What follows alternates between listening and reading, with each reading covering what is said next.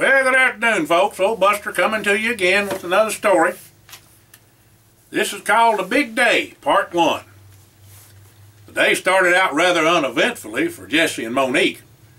They had them a light breakfast and got cleaned up a mite before Buster, Hired, and Walter got there with the rest of their friends on the general. The boys and the gals went to getting all gussied up at the mansion on that beautiful Kentucky morning, excepting Buster. He was bright. Well, it was a bright and sunny day, perfect for a June wedding. Buster went a-busting in as usual at the big house on Strawberry Hill just to see how Jesse was holding up, seeing how he was about to lose his baby girl. Well, Jesse and Monique had 3 young'uns, and little Yvette was the middle child, and a gal at that. The baby gal had old Jesse wrapped around her little finger so tight you couldn't cut him loose with a buzzsaw since the day she was born. I guess y'all remember that when he was out there and she was born out there in them bayous down in there at New Orleans when that hurricane come through. Gators about to get him. Well, Jesse was always a mite laid back, so to speak, but this morning was the exception. He was fit to be tied like a worm in hot ashes. Monique was to tell him to settle down and just enjoy the day and be happy for Yvette. Well, Jesse just didn't cotton to the idea that his baby gal was getting married up and leaving the nest. He took a shine to the boy and his people. Jeremiah Dixon, surveyor of the Mason-Dixon line, all right, but the ID just didn't set so well for them about her leaving home.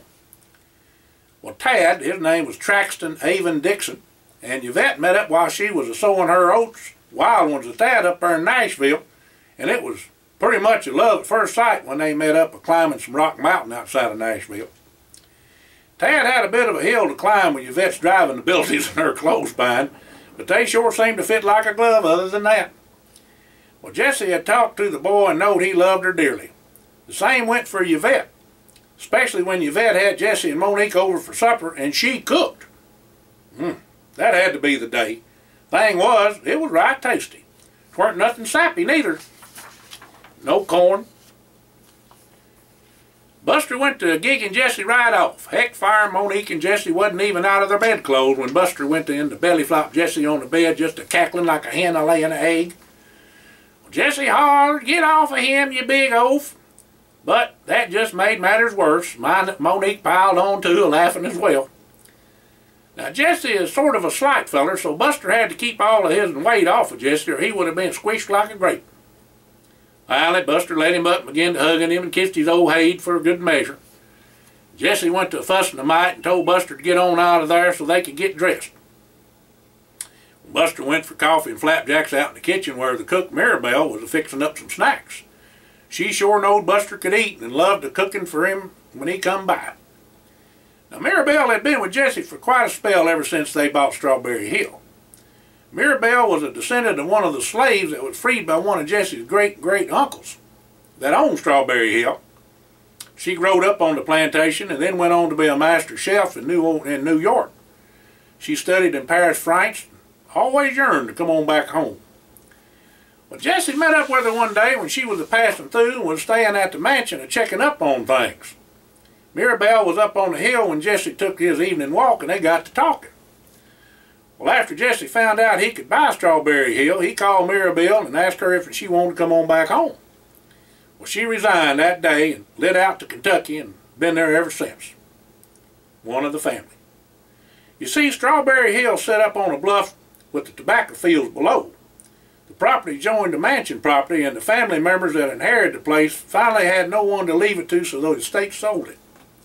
Strawberry Hill got its name from the wild strawberries that growed up along the bluff. There was sun aplenty and good water to boot, as you well know. The same water that Jesse's grandpa used in the making of Old McBrayer whiskey. Now, Mirabelle sure had a spread laid out for victuals, I tell you. Buster could hardly keep out of the strawberry shortcake, strawberry pie, and homemade strawberry ice cream. Just ain't no way of telling what was on the buffet spread, because there was so much of it. There was the fancy fixings and the fixings that each one of the family cottoned to. It was a veritable feast the likes nobody in them parts had ever seen.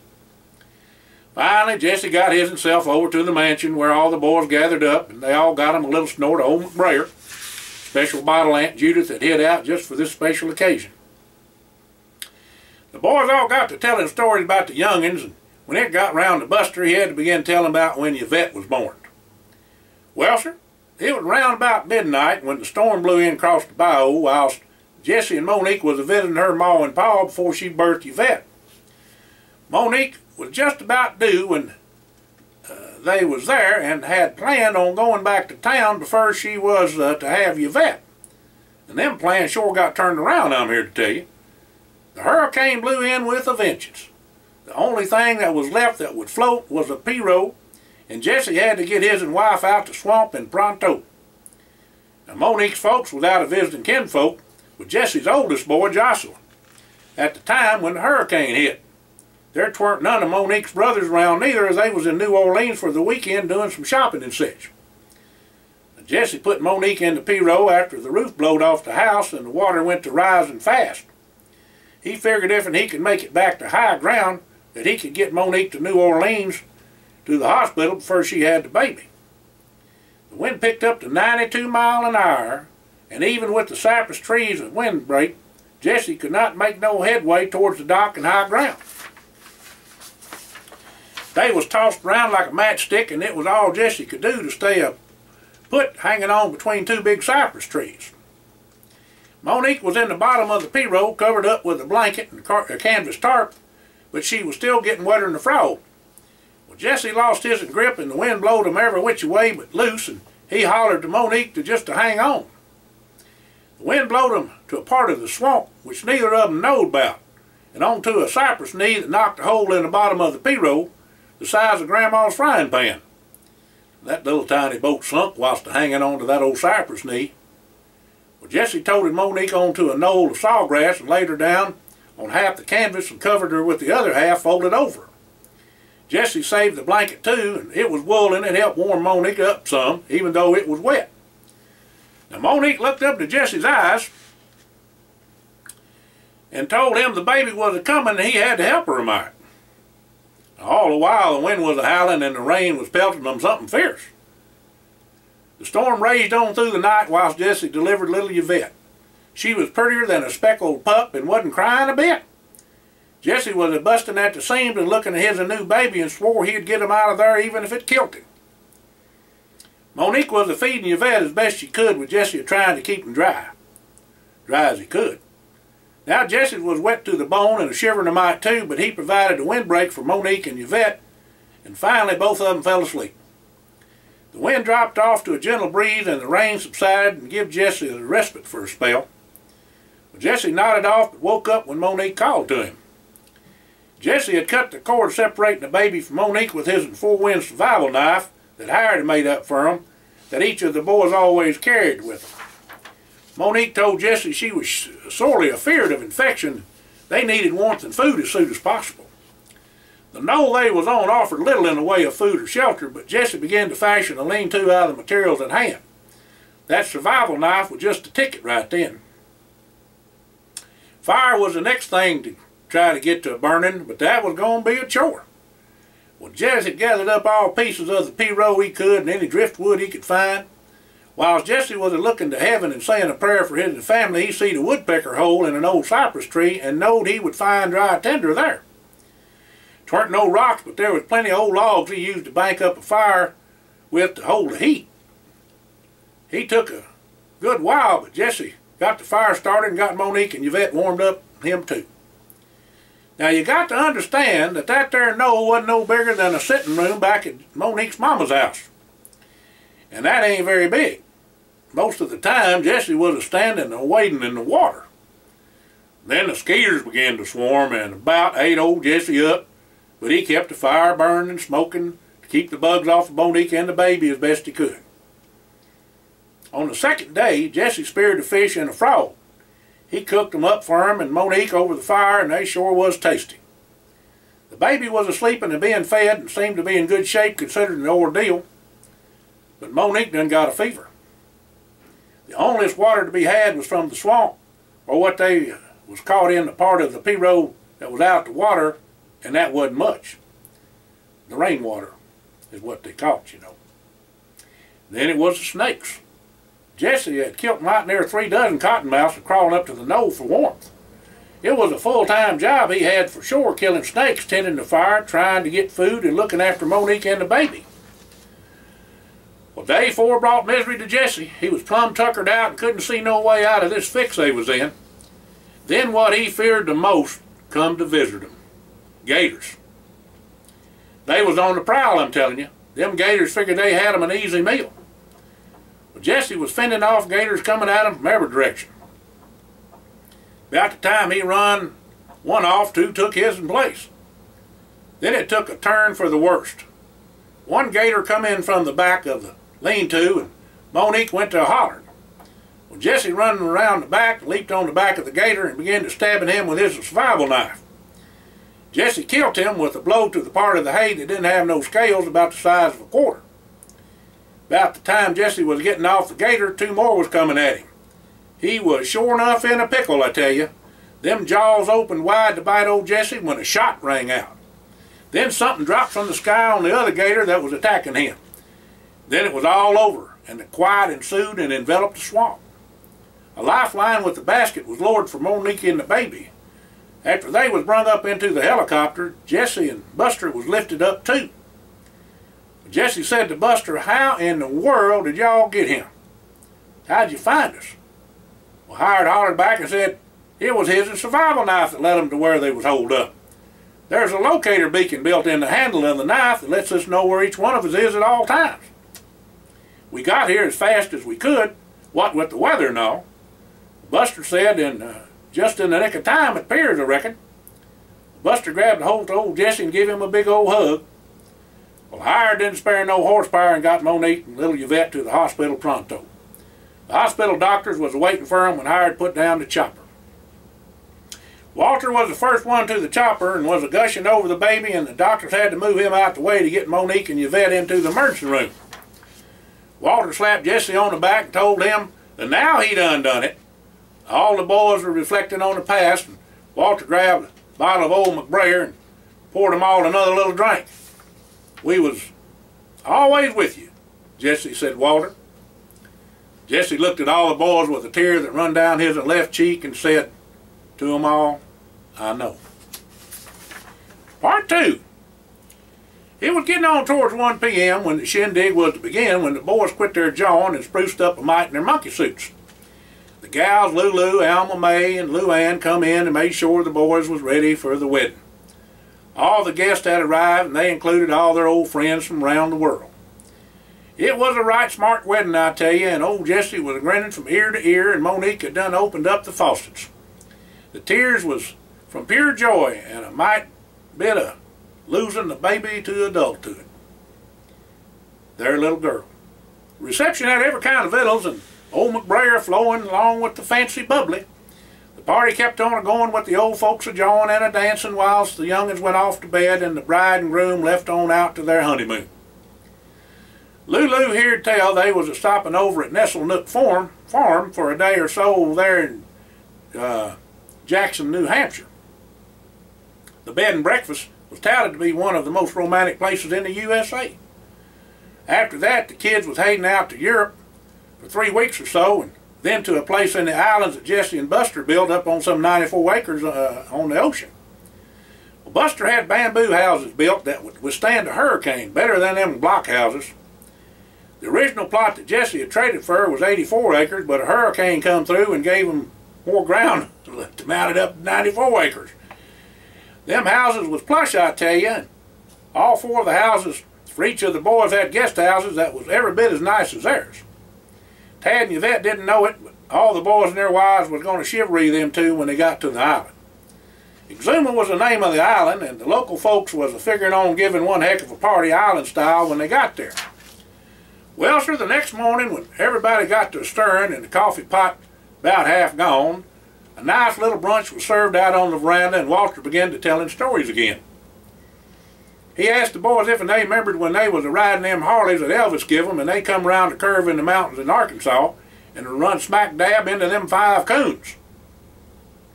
Coons went a-flying every which direction, but none of the boys went down, and not nary a coon was killed. Scary as the dickens, but what a wild ride that was, he said. Plus that ride up in Utah was a doozy and right purty too. That 1,000-foot drop-off was, woo, something to see. Whilst they was a rehashing old times, Howard said he might have a little bit of business to talk to him about. Howard had been doing some real secret and specialized training with the R&D boys in the military, along with Big Mike Young, and said they had a request for him to take a look at a situation excuse me, over in Iceland and Vanuatu. Because of the worldwide financial interests and contacts, the boys could get around and snoop without anybody thinking much about it. Well, the boys all looked at each other and went to a grinning.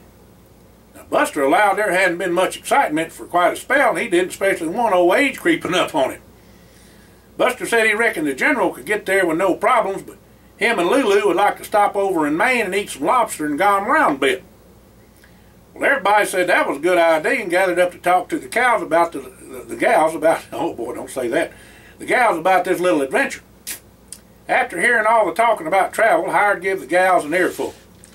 After all was said and done, the gals would go at least part of the way with them, and then would run over to visit Charlie and Caroline and the triplets in Australia. Of course, the gals all could fly, you know. Howard said if all goes well, they would pick them up at Charlie's place and visit a bit, then head on back.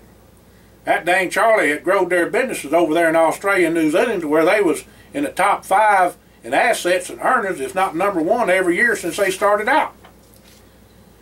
Now, Howard said he was going to give the boys some information on Vanuatu and a briefing on the whole shebang, which he did. He told them that China was involved in both Iceland and the South Pacific for a takeover of Russia. Yeah, he see their jaws a dropping when he told them that. Well, let's get on at it. Williams is burning daylight, shouted Buster and Walter in unison. The boys and the gals made up to leave at the end of the week and went to making preparations. Howard had the military and CIA print out the information on Vanuatu, and it gave all that to them, told them all about the country. After all the boys then read up on the island, they began to figure out a plan to figure out just what all was going on out there. Well, Jesse and Howard said to just be on the lookout for anything that didn't sit well with them and go from there. Part 3. Well, the general got them all to Maine, safe and sound, and none the worse for wear. Fact is, everybody was in fine spirits and ready for adventure and fun. Now, first off, Buster was hungry and was raring to eat as usual. Lulu found just the right places to eat and to stay when the boys landed in Portland. Lulu and Buster had been there back in the 70s on a trip and danged if they wasn't still in business. Lulu figured they'd be there 3 or 4 days and had Buster to rent a 9-passenger van to get them around. Now, first off, Lulu had Buster drive them over to Boone's Fish House and Oyster Room for an early supper. Now, it was delicious. Then Buster drove them on out to the Inn by the Sea at Crescent Beach Park, where they was going to stay for 3 nights. Now, the next morning, they all went to sightseeing on a boat they rented, and the gals done some shopping whilst the boys visited with the fishermen on the wharf. When it got on to dinner time, all of them went to eat at the Lobster Shack at 2 Lights at Cape Elizabeth. The Porches had been serving up food so long that it was a mainstay in that part of the world. That's those folks' last name, Porch. After dinner, the boys took the gals on a drive to see the lighthouses in the area, and of course the women folk just had to buy who knows what and doodads. The night, the bunch of them had a pizza and played hand and foot cards. The women again the men, and then Jesse had some calling to do, and the gals talked to Mike to Monique because she was fretting about the thank you cards and wedding gifts at the mansion. Monique called the mansion and had all the gifts sent up to Nashville where Yvette and Tad would be living for a spell. Well, the next morning after a hearty breakfast in the salt air, they went for a seaplane ride and a whale watch from the air and just looked over the coast and fishing fleets. Well, after returning from their seaplane ride and docking it, Buster drove the lot of them to Bailey's Lobster Pound in Pine Point, Maine. It has been operating since 1915 and it's still family owned and run by them. Buster did his himself proud eating about everything on the menu and then some. The Baileys was sure enough nice folk and gave them a tour of the place. Well, Jesse told them that there was going to be a party at their place in the Bahamas on Exuma Island, invited them to come on down. Seeing as how they would be closing down for the season, they said they could make it just to let them know when. Well, Jesse told them he'd send the general to pick them up and have 40 dozen lobsters and other fixings ready to bring with them. It was a deal, said Mr. Bailey, and also said he was glad for a vacation. By the way, Jesse said, bring your whole family if you want. We got plenty of room in the place, and we got plenty at the place and on the plane too. Well, Howard chimed in and said he'd be doing the flying, so he'd meet their schedule day or night. Buster said he would have a little something on the plane for him for the trip and further at the house. Buster winked at Jesse and said, old McBrayer is good for making friends. Gets them hooked and went to laughing. Well, the next day the boys set out for Iceland, and the girls took the general back to the mansion after letting them out. One of the pilots the boys said would ferry the general back to them after the gals got back to Strawberry Hill. Now you might be wondering who was flying the plane. Well, all the gals had learned to fly, and that learnation was done by Big Jim Holmes and other people and whatnot, and the boys just wouldn't train their own wives too much because they didn't want no fussing going on. And over the years they had no trouble gallivanting around in any of the planes whenever they took a notion to. All the gals could fly all the planes. Lulu done the flying this time with Alma Mae in the right seat, whilst the rest of the gals set to getting things set up for the party on the island and taking care of the necessaries from the wedding. Wasn't no step for a stepper of calling and emailing from the plane. Now the boys flew into Reykjavik, Iceland, arrived in the early afternoon, and Howard immediately rented a seaplane, and Buster got him a Mercedes Unimog of all things. That thing go anywhere. That and a Pensgauer. Well, Jesse had a business associate, Hanson Johnson, with the IKEA Furniture Company to meet him up for supper at the Grand Hotel that evening where they'd be staying. Now, old Hanson was pretty high up on the totem pole at IKEA, but he was a good old boy that made his mark and knowed a bunch of folks. He could be trusted. Well, after supper with Hanson, the boys got together with him in their suite and got on down to brass tacks. Jesse had the ball and told Hanson what they was looking for. Well, Hanson said that some of his friends had seen some unusual activity going on in the fjord on the east coast of Iceland whilst they was on the tour. It was just in passing conversation, but what piqued his interest was the fact that the ship that went into the fjord was shaped funny like. Not typical, Hanson's friend had said, but he just figured it was something newfangled. That was the onlyest thing Hanson had heard of, and that was many months ago. Well, Hanson suggested to take the seaplane and explore the fjord. Hanson gave directions, and Howard said they would leave in the morning. Well, Jesse and the boys said their goodbyes to Hanson, said if and had any trouble to let him know and he could help them out. Well, the next morning, bright and early, Howard flew the boys out to the fjord and landed nice and easy. The water was smooth as glass. They unloaded an inflatable dinghy they brung with them and began to motoring around the edges of the fjord, which was either rocky or ice cliffs. Well, the boys didn't see nary a thing out of place, but for some reason the dinghy had a mite of a draw from current that was pulling them into the side of the cliff. Gosh, a Friday, hollered Buster, we was going to crash into the cliff. But lo and behold, they went right on through the cliff wall into a cavern. Well, the tide must have brung us into this here cavern, exclaimed Walter. Would you look at this, said Howard.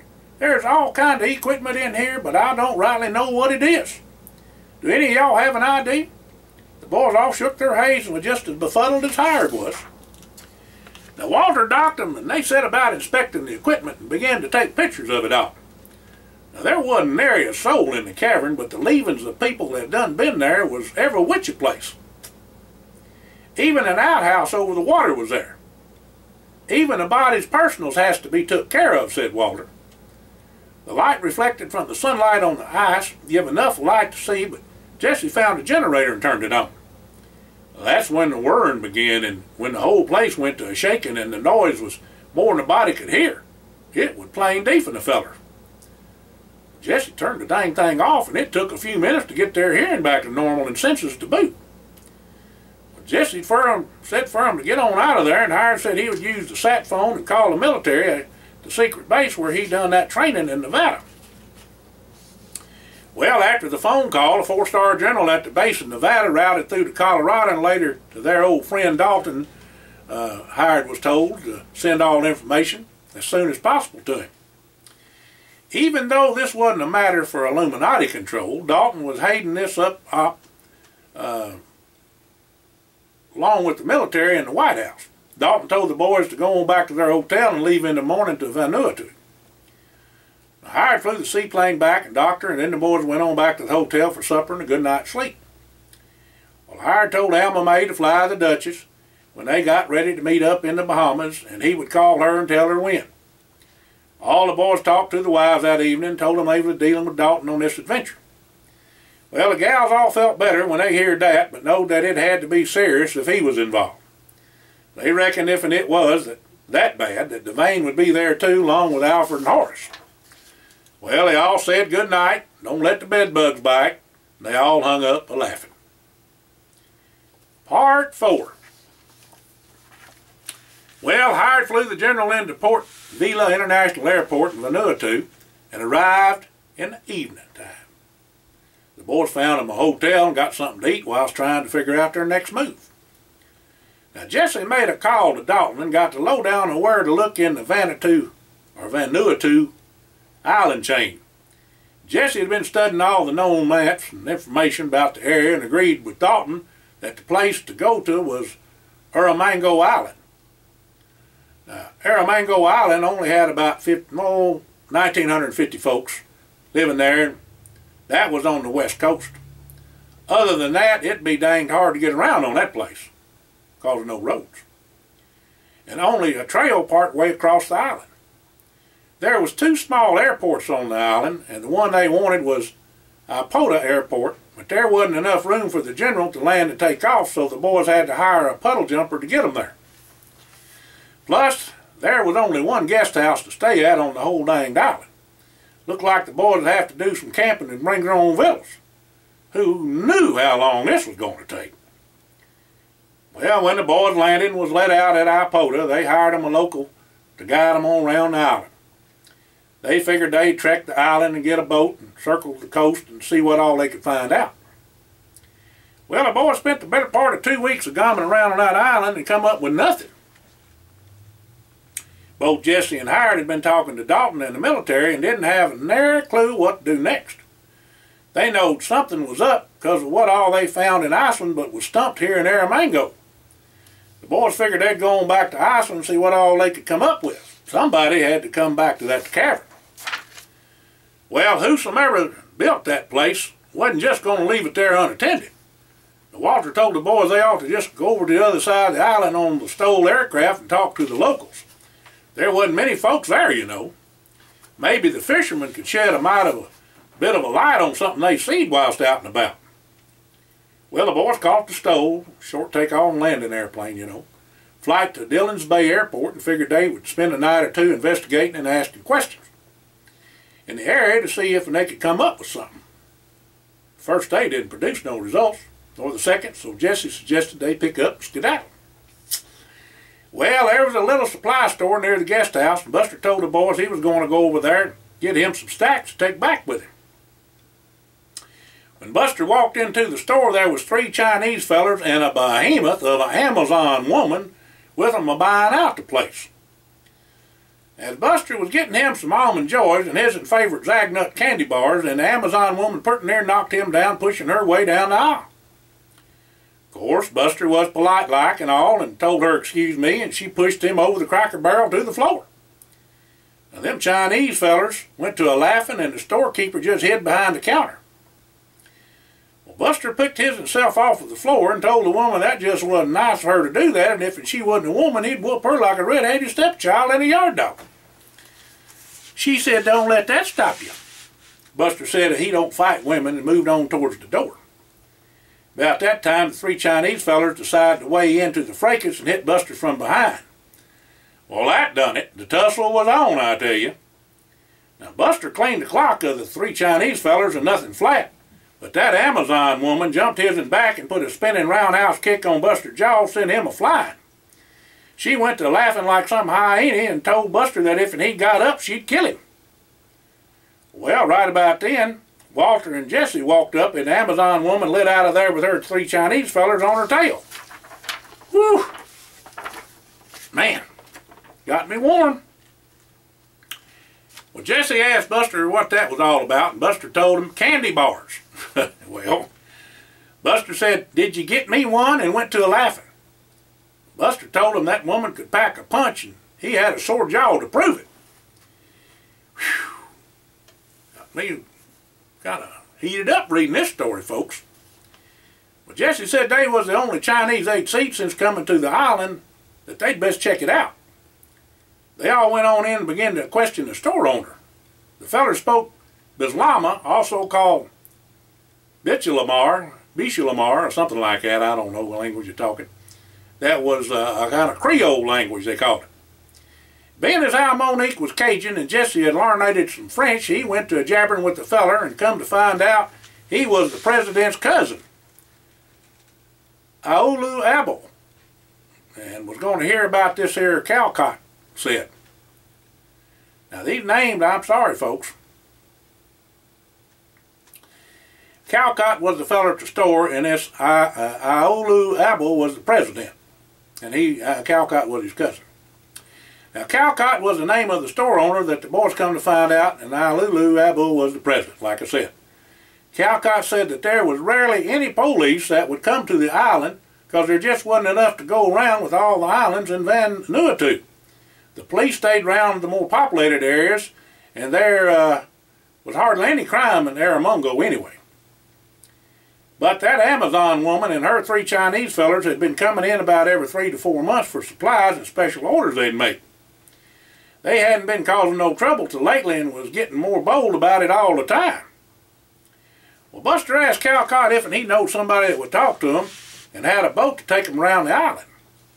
Well, Calcott said his son Emil would do it and meet him in the morning, and they would cipher on what to do.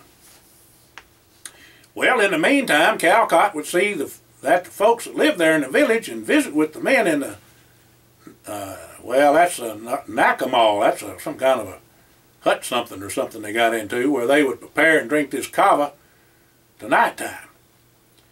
The women also have a nakabal, and Calcott would have his and Emil's wife talk to the women there about what all they might know, since this was the end of the month. That's when all the women gathered up. Well, the boys went on back to the guest house to make preparations for tomorrow. Buster talked to Dalton, told him what he seen and what happened at the store. Well, Buster put the sat phone on speaker so all the boys could hear and say something if they had anything to say. Now, Dalton asked about that Amazon woman, and Buster told Dalton that she was a bigger than him.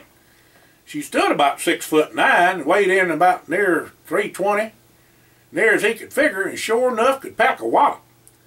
Buster said he never seen such a big woman. Said she looked like she could lift a truck. Well, Jesse said they was going to search the coast and talk to Calcott tomorrow and see if anybody knowed where them Chinese fellers was holed up. After they was done a searching, they'd call him back. Well, Dalton said that there would be a SEAL team and other Special Forces units available at a moment's notice if they required any help. Well, Buster said if he'd see that Amazon woman again, he ain't going to hold back none. She was rougher than a cow, I tell you, he said. Walter said if he needed any help, just holler and he'd come a-running, and went on to bed just a-laughing. The next day, the boys went out with Emil searching the coast and continued to do that for 4 days. When the boys come on in the 4th evening, Calcott said he hadn't heard none from all of his contacts yet because they were still fishing on the other outlying islands, but he ought to have some word the next day. Now later on in the evening, whilst the boys was getting ready for supper, Emil come by and asked the boys to go with him to his and Daddy's house and have supper and meet a friend of his. So the boys went with Emil to Calcott's house and had supper with him and met his and wife and Emil's wife and youngins. Right as they was all finishing up supper, a feller come in by the name of George. Calcott knowed George from way back when they was kids, and he found out about George from his and Emil's wife when they was at the Nakamal. George's granddaughter was there and told him that George had seen some strange carrying on when he was out at the sea. Then Calcott got George to come by, and after he got in, when he sent word to him through his granddaughter. Well, the men folks sat down and was to give some kava, and Calcott introduced the boys to George. Calcott told George about what all happened at his store, and that the boys was a-looking for where them Chinese and Amazon woman was holed up. Well, George got the drift and said he sure enough seen some strange goings on, but not on Erromango. He had seen that big Amazon woman, but she was at Goat Island, which is 5.6 kilometers away from Erromango. Now, Goat Island is uninhabited, said George. Callcott spoke up and told George he could tell all he knowed without being a fear to anybody knowing. Well, Jesse and the boys told George that whatever he told them was a secret and they would keep it till their dying day. They also told George they needed to know to keep World War III from happening. They said that the President of the United States would be personally see to it all. Well, old George had a mite of a story to tell. First of all, he went to Goat Island where he had a stash of sandalwood trees. But the natives called it Tebow. He had a hidden area where he cultivated his in Tebow, and a trail nobody knowed about a pile of logs when he needed some money. Well, as he was attending to his trees, he see this here Amazon woman going into a cave. He had seen her at Cook's Bay, which was the only anchorages on Erromango loading up supplies. Well, late one evening, as George was coming in from Goat Island, he see the ship and tender delivering equipment to the Amazon woman and her Chinese fellers. There was about 20 of the little fellers, he said. The following week, he seed the ship again and the Chinese fellers are unloading Tebow logs. Well, George said the Amazon woman was some kind of stout. She picked up 2 logs by herself and had 2 more put on her shoulders and toted them into the cave that about a quarter mile away. Buster allowed the Amazon woman had to be injected with some super concentrated steroid and growth hormones to get that big and strong. Well, after the logs was unloaded, about a dozen of them Chinese fellers left out onto the ship. He said that left 8 soldiers and the Amazon woman and her 3 Chinese helpers. That was interesting, right smart, and was just as he was about to leave back to Erromango, he see 2 fellers in white coats stick their heads out the cave. Now, Jesse said to George that he'd been one heck of a big help in finding out what all was going on, and could they count on him to show him the way to the Goat Island and without being seen. Well, Hamel spoke up and then told George he'd go with him to show the boys where to go. Well, George said it would be best to go real early in the morning or late in the evening just after dark because of the tide. Them Chinese fellers and the Amazon woman didn't know hiding the hair of theirselves and the show hunting of themselves that he knowed of at them times of the day, and he had been going there every night for months. Just pretty near every day, he said. Walter asked George what all he thought was in the cave, and George said he just didn't know. Howard asked George how big he thought that cave was, and George said it was good size, about as big as a football field, and could be even bigger as he never explored it. Jesse said, "Y'all be ready to go in the morning." George and Amel said they would be ready to leave at 3 a.m., and they best get some rest if they was going to go. Well, when the boys got back to their room, Jesse called Dalton and told him they all had learned about this Amazon woman and what they had been a-doing, and them Chinese fellers and the guys in the white coats. Dalton said he'd send a SEAL team as a specialist of some kind. Well, before turning in, Jesse pulled us some information on the Tebow trees, sandalwood trees, and found some interesting facts. He also found an article about the theft of Tebow trees as well, and shared this information with the rest of the boys. Buster said that them Chinese ain't in the perfume business, so the part about using the oil in the technological way had to be it, why they wanted them things. This is a mite perplexing, Jesse. What you thinking? Hired, any ideas? Well, they both said they didn't have a clue, and Buster said they just have to go find out, and then he belly flopped Walter for meanness and laughing to high heaven. They had lots of information about them sandalwood trees, so they read up on that after a while. The boys settled in before first light on George's hidden trail where they could see the entrance of the cave. Dalton had called and said the SEAL team was on the way. George told Howard that they couldn't land and would have to drop them in the ocean to be picked up because the tide wasn't right. Hamel volunteered to go get them and bring them back since George needed to guide the boys and give them information on the lay of the land and such. Well, the boys come well heeled with all manner of weapons they had brung with them. Hired had all manner of doodads and gizmos on him, plus his and guns. Now, Buster had 2 Sig Sauer 357 pistols and shoulder holsters, a HK-45 and a bullpup 12-gauge shotgun on him.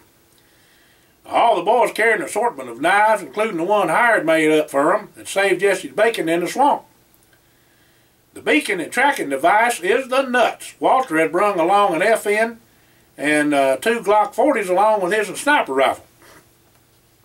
Well, Jesse was another story. He sure enough had him a couple of pistols, but his main ordnance was explosives. He had C4 blocks and detonators, grenades out the kazoo, and a grenade launcher. Now, Hired outfitted George with a Kimber 9mm and a shotgun. They was ready for bear, I tell you. The boys and George agreed to just sit back and observe what was going on with that and the cave, and to get a sense of their routine, and George and Hired and Walter would recon the area around the cave. Well, after George, Hired, and Walter got back from their recon of the area, the report was real promising. There didn't seem to be no way out the cave except in the way they went in, and that was the entrance. Now, believe it or not, that Amazon woman and the Chinese fellas was trapped till the tide come in. All of them agreed to mount an attack immediately. There hadn't been hide nor hair of anybody coming or going all morning, so the time seemed right to move on and get them. The boys split up with George, told him to watch the entrance till they sent for him. There was a Chinese soldier eating some rice right inside the cave entrance, and Buster snuck up on the feller and thunked him on his head and left him deader than a mackerel. Well, all the boys thought they had near about a cakewalk, but all of a sudden them Chinese soldiers opened up on the boys. There wasn't none of them hurt, and only just a mite of a scratch from rock chips, because the soldiers started shooting way too soon, and the rock outcroppings saved their bacon. Well, the boys returned fire and ducked into a little room off to the side, whilst Jesse brung out his grenade launcher and put an end to 3 of them soldiers on one side of the cave. Now, the others must have hid real good, because they started shooting like it was World War III. They was a lobbing grenades too, and concussion and flash grenades to boot. It sure enough would have done them in if they hadn't had some air protection with them, and the room they was in seemed to be insulated in some kind of material. Reckon it was a real Mexican standoff at this point, and Jesse hollered for him to give up. The Amazon woman laughed at that and told him to give up, and she would give them a quick death if they would give in now. Otherwise, she would torture them something fierce like. Well, that wouldn't do. Hired told them all to hold on for a minute, because he had something that would fix the pickle they was in. He had some of them dragonflies, they call them, that would fly into where the soldiers was, and they'd kill them. Well, Hired got them out and cranked up the remote control and set them loose. This sure new fangled warfare, said Buster. I'm getting right glad you got it. It wasn't long till the boys heard some pops, and then all went quiet. Walter peeked his head around the corner and see that all was quiet as a mouse, so he moved on into the cave to see what all he could see. Now, Walter hollered back that all them soldiers was needing to come on in. Walter whistled for George to meet up with them too. Well, when all the boys and George met up, they see the Amazon woman and 3 of them little Chinese fellers of hers wasn't in with the dead soldiers. So they made up to cover each other and began to search each room. The cave was much deeper than they thought, pardon me, and began to narrow out some too. All at once, the 3 Chinese fellers jumped up and began to shoot, but they couldn't hit the broadside of a barn, much less the boys. When they run out of ammo, the boys went into them fellers like cutting rice or wheat with a reap hook. To say them 3 little fellers wasn't scrap would be a lie. They could tap dance on the ceiling as quick as they was with them karate moves. Well, about then the Amazon woman laid out George and Jesse. Hired was the first to get to her, but she poleaxed him too. Well, after Buster and Walter finished up with their fellers, they jumped right in amongst that Amazon woman. Now, Walter hollered to Buster that betwixt the both of them, wasn't no human could stand up to him. Well, that didn't hold true this time, I'm telling you. That Amazon woman was harder than a brick bat and twice as mean. Neither Buster nor Walter ever took licks like she give them, and she was quick as a cat too. First off, she finally got the best of Walter, but being as she was busy dealing pain to Walter, that give Buster a chance to grab a hold of her. Now, Buster ain't never had nothing ever get away from him, man or beast, when he grabbed a hold of him. But this Amazon woman was something different. Buster never felt such power from anything alive. Buster lifted her all right, but she turned the tables on him and grabbed him up and pressed him in the air with his arms a-flapping. Now, Buster wasn't knocked out, but it took a few minutes to get his bearings. She left out a-running and a-laughing, saying you wanted the cave so much you can have it. Then it blew and the ceiling come tumbling down, sealing them in their tomb. That Amazon woman had stripped the C4 from Jesse and used it to blow up the cave. Well, after a bit, Buster got all the boys and George revived and told them the fix they was in. They knowed Emil and the SEAL team would be there at high tide, so they figured they'd just have to wait. Well, Buster and Walter told Jesse and Howard they ain't never tangled with nothing like that Amazon woman. Said she just wasn't human is all. Jesse said, listen, what's that a whirring sound? Sounds like what we heard back in that cave in Iceland. It must have something to do with their diabolical plan, whatsoever that was. Then the water began to rise, began to come on in now, and that began to rise fast. They couldn't find no way out. They searched every nook and cranny in the cave, but couldn't find nothing. Now, all the boys in George was trying to get to higher ground, but it just wasn't no use. When the water got up to all their necks, they figured their jig was up. Spitting and sputtering, all the boys in George was trying to keep their heads out the water, and when it didn't seem like there was no hope, George hollered to him. Now, the boys thought he was addled, but George swam over to where there was a small opening like a window that had been covered up by a crate. It was a good-sized opening that they could squeeze through, and they lit a bee towards it. That crate had floated away from that opening. Sure enough, they all got through and see there was the cave went further into the mountain. And George led the way, and finally he went to hollering, bats, bats.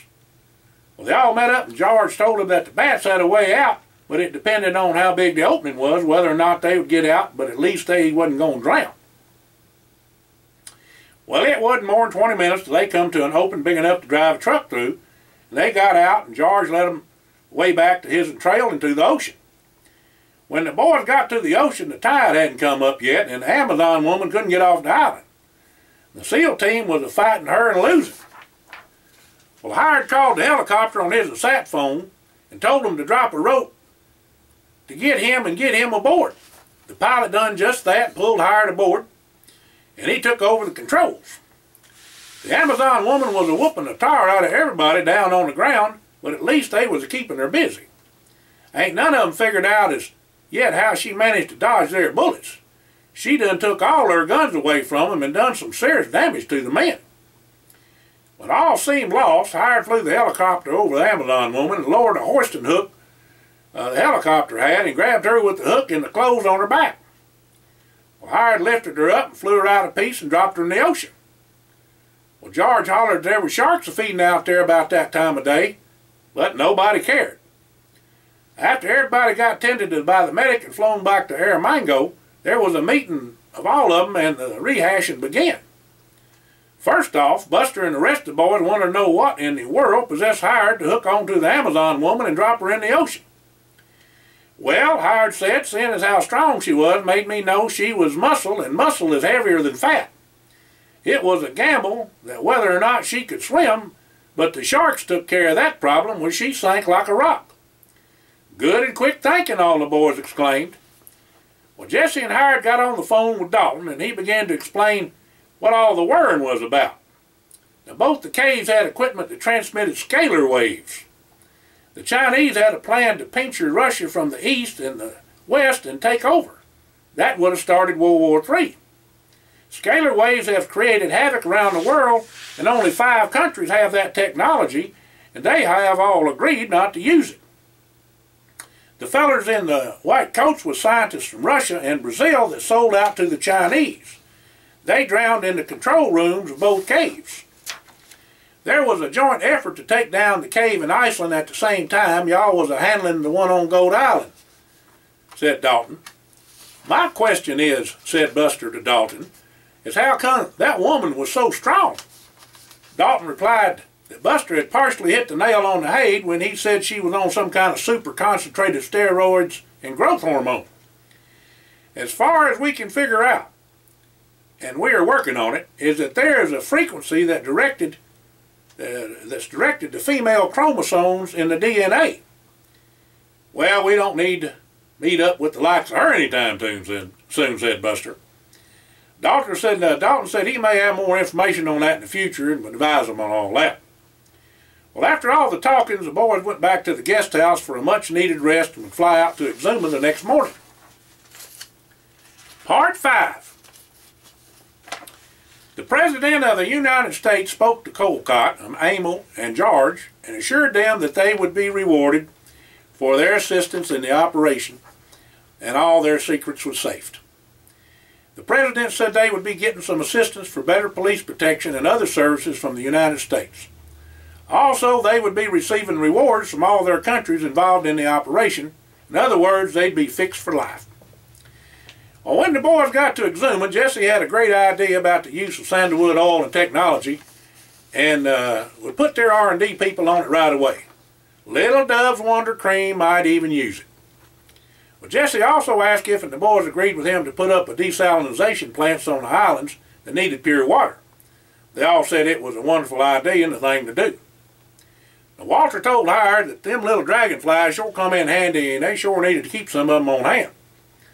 Hire said that ain't no problem. He had some other gadgets they ain't seen yet.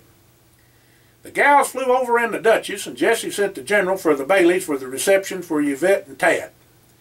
All the preparations was made by the time the boys got to Exuma, and the party was going to be a humdinger. There was all manner of food and drink, and Yvette was truly surprised when they got there.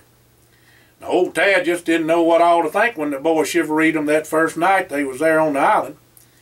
Yvette and Tad just had to get on up, and the boys and the gals stayed up till sunup having a party with just them. At least one of the kids and all the boys' families could fly, and Yvette was no exception. Buster, Hire, and Walter was all her uncles, and the wives her aunts.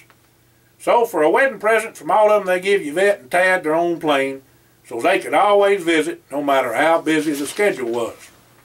All four of the families were thicker than mud, they say, and all the experiences they had gone through together formed a bond that could never be broken. The many years that had passed saw birth and death, but they all know their Creator, God, Jesus Christ. The many friends they had was also part of their family and was a blessing for them all. At the hay table at the reception party sat Bo and Elizabeth Jane. She got up and announced that there was going to be a new one in the family real soon, and she expected everybody to be at the party. Then she looked at Yvette and told her to make Jesse a grandpa and Monique a grandma real soon too. Well, everybody went to hooping and a holler, and the party was sure enough on in full swing after that. Most of the folks stayed on the island for a full week after departing back to their homes, and all immensely enjoyed themselves. When all the folks had left and just the boys and gals was left, they all sat out on the porch with a gentle breeze off of the ocean providing the cool of the evening. Buster asked them if they had enough adventure in their lifetimes, and was it time to just relax and be with each other. "Well, I reckon that remains to be seen," said Hire. "It depends on if and we're called." Well, everybody smiled and toasted with a hear, hear. Buster piped up and said to all of them, "Remember when we was kids?" They all looked at him with questioning eyes. "Well, I want to go back to Jesse's grandpa's place and paint the barn again." Jesse spoke up and said he hadn't thought of that in years. "Great idea. Is it just for fun?" "Well, now y'all don't rightly know all y'all think you all know about me. You know I do a mite of writing and such, but you don't know about me in the art world." They all dropped their jaws to the ground, even Lulu. Hire said, "Well, I guess that answers the question about adventure." Then Walter shouted, "All for one and one for all. Hold the line. Here we go again." Y'all have a blessed day. Old Buster signing out.